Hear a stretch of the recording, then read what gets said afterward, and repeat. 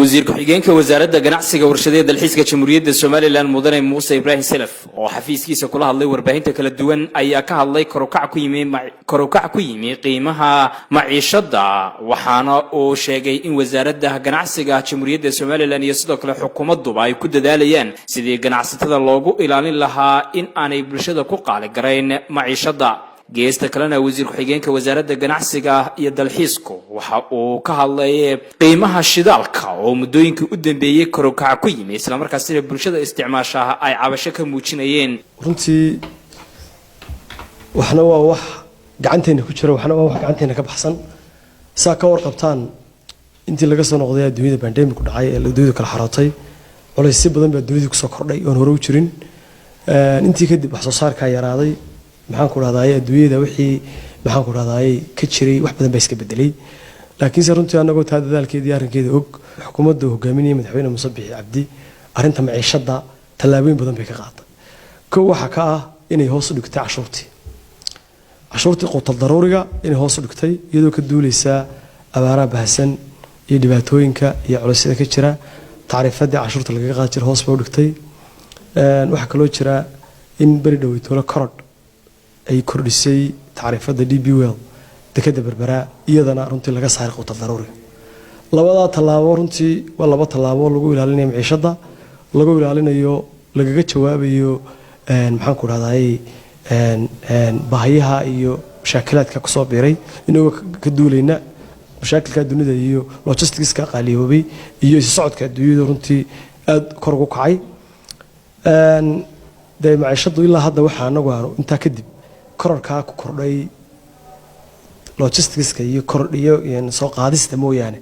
laakiin dawladda Soomaaliland iyadoo labadaba ka duuleysa maciishada aad baa hoos ugu dhignay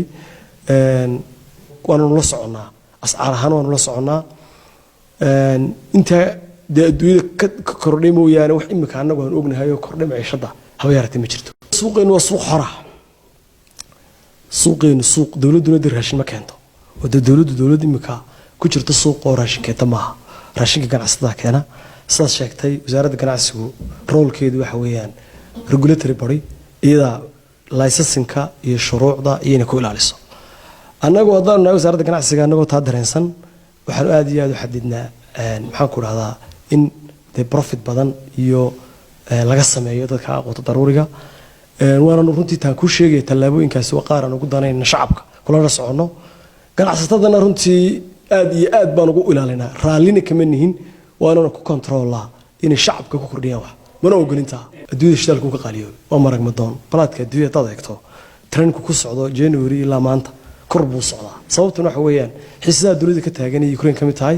iyo productionkii markii uu saas sheegtay pandemic jiray oo aad shidaalka hoos ugu dhacay productionkii la yareeyay baan idna kor loo qaaday sababta waxa weeyaan shirkad Soomaaliland u xidhay shidaalka ma jirto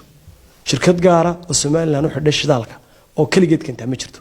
waxa weeyaan Berber Oil Terminal waa shirkadaha shidaalka dawladda waa ganacsatada way keenaan way ku shubtaan